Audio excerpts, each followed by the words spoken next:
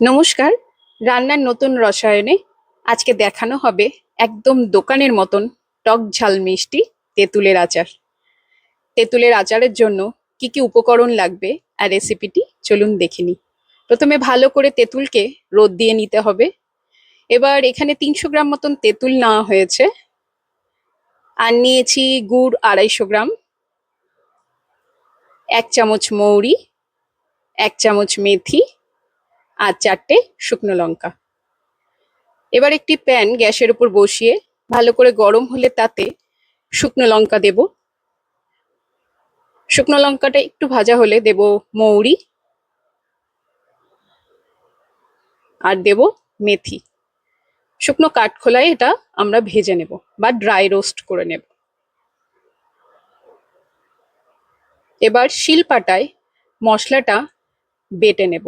মিহি বাটবো না, হালকা হালকা দানা থাকবে, এই যে দেখুন এরকম। এবার অপর একটি ফ্রাইং প্যানে পরিমাণ মতন সর্ষের তেল দিয়ে এর মধ্যে আমরা দেব হলুদ, ১ চা চামচ মতন হলুদ নিয়েছি।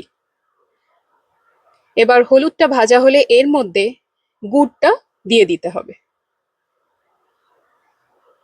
আপনারা এটা চাইলে অর্ধেক গুড় অর্ধেক চিনি দিয়েও করতে পারেন। দেখুন গুড় ভালো করে জাল দেওয়া হয়ে গেছে। এবার এর মধ্যে দেব আমাদের যে বেটে রাখা ভাজা মশলা, তার অর্ধেকটা, আর বাকিটা পরে দেব।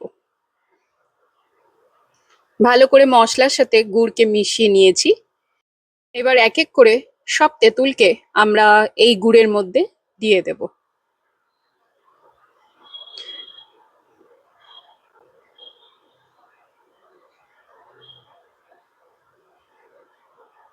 সব তেঁতুলগুলোকে দেওয়ার পর খুন্তি দিয়ে আস্তে আস্তে গুড়ের সাথে তেঁতুলগুলোকে আমরা মাখিয়ে নেব। এখন নুন দেওয়ার পালা। স্বাদ মতন নুন দেব।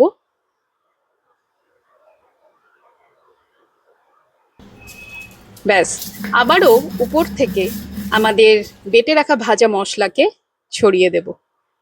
আমাদের চটজলদি টক ঝাল মিষ্টি তেঁতুলের আচার একদম রেডি। কি জিভে জল এসে গেল না? আজকের এই চটজলদি মাউথ ওয়াটারিং তেঁতুলের আচারের রেসিপিটি আপনাদের কেমন লাগলো তা অবশ্যই কমেন্ট করে জানাবেন, আর লাইক শেয়ার করতে একদম ভুলবেন না। ধন্যবাদ।